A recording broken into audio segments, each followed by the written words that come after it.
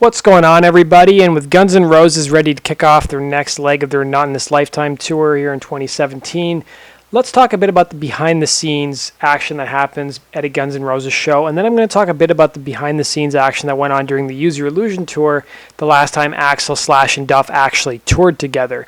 So let's talk about what it actually takes to get Guns N' Roses on stage in 2017. So there's a 125-person crew that actually travels with the band on 6 tour buses and 20 trucks. And then there's another 125 local workers who actually assist with constructing the stage. It takes about 8 hours to put up the lights, sounds, video, pyro, and other components of the stage once the steel has actually been set. It takes 36 hours to put up the steel and other heavy construction.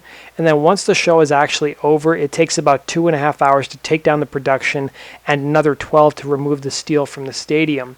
Now, the band's production manager, Dale Opie Skurseth, is the same guy who actually worked with them back in the Use Your Illusion days, and you'll see interviewed later on in this video. Skurseth has said that all 3 members of the classic lineup, Axl, Slash, and Duff, all had equal input in the construction of the band's current stage. Now, Skurseth also said that it's pretty normal for each band member to take their own individual bus to the next gig, but from time to time they'll also fly to the next gig as well. Now let's talk about the band member's actual tour rider in 2016, then we'll compare it to the tour rider in 1992.